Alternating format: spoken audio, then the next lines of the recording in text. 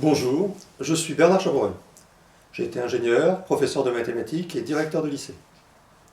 Maintenant, je suis formateur du CE au Centre d'études de l'ennéagramme et je fais de l'accompagnement au changement. Je suis heureux de vous partager dans cette vidéo les nombreuses questions que soulève la neuroplasticité et aussi de vous inviter à réfléchir sur les liens que l'on peut faire avec l'ennéagramme.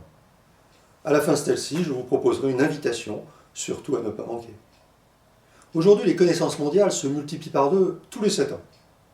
Depuis une quarantaine d'années, les neurosciences ont pris une place prépondérante dans la recherche médicale, dans l'apprentissage et dans le développement de nouveaux outils d'accompagnement. De nouvelles questions se posent à nous auxquelles nous n'avons pas été toujours préparés. Que veut dire neuroplasticité du cerveau? Quelles sont nos croyances sur le cerveau qui ne correspondent pas forcément à la réalité? Savons-nous que nous avons plus d'1 million de milliards de connexions synaptiques dans la tête? Quel est le lien entre les neurones et les neurotransmetteurs comme la dopamine ou autres? Quel est le rôle des cellules gliales qui sont plus nombreuses que les neurones? Quelles sont les fonctions des 3 cerveaux qui interagissent ensemble? Le néocortex, le cerveau limbique et le cerveau archaïque? Quelles sont les 3 composantes du système nerveux périphérique qui permettent de connecter le cerveau avec le restant du corps? Savons-nous que nous avons plus de neurones dans le ventre que dans le cerveau d'un chien? Quelles sont les techniques de mesure qui nous permettent d'aller fouiller dans le cerveau? Tomographie, IRM fonctionnelle et autres. Qu'allons-nous encore découvrir sur les effets de notre santé des mécanismes épigénétiques, véritable modification des expressions de nos gènes? Comment ne pas s'émerveiller sur cette capacité de notre cerveau à entrer en résonance avec celui d'autrui? Comment redonner à nos émotions la place essentielle qu'elles ont dans la plasticité cérébrale? Quels sont les rôles de l'amygdale et de l'hippocampe dans la mémorisation et la réactivité face aux stimuli extérieurs et intérieurs?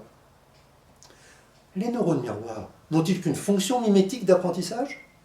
Comment fonctionne notre cerveau au travers de ces multiples réseaux qui interconnectent toutes les régions cérébrales?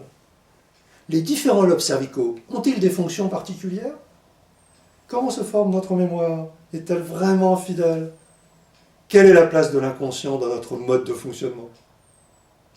Ne prend-il pas souvent des décisions à notre insu? Où en sommes-nous sur ce qui produit la conscience? En quoi consiste-t-elle? Quelles conséquences toutes ces découvertes peuvent-elles avoir sur notre manière de coacher ou pour un thérapeute? Quels sont les impacts de l'expérience et sur les interactions neuronales? Toutes les fonctions du cerveau sont-elles modifiables à volonté? Quel est l'impact du stress et du cortisol sur notre cerveau?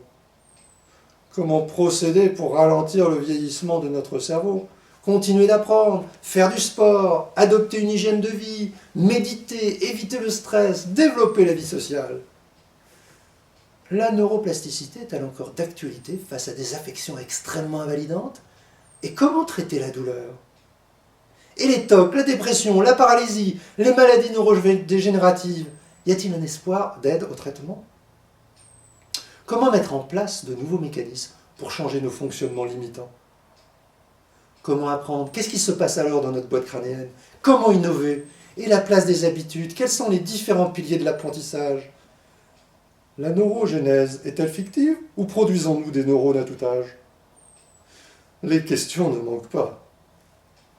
Avec l'ennéagramme, les différents profils et les centres d'intelligence, comment accueillir qui je suis, mieux comprendre comment je fonctionne, développer des stratégies d'ouverture et d'évolution au travers de toutes ces nouvelles connaissances?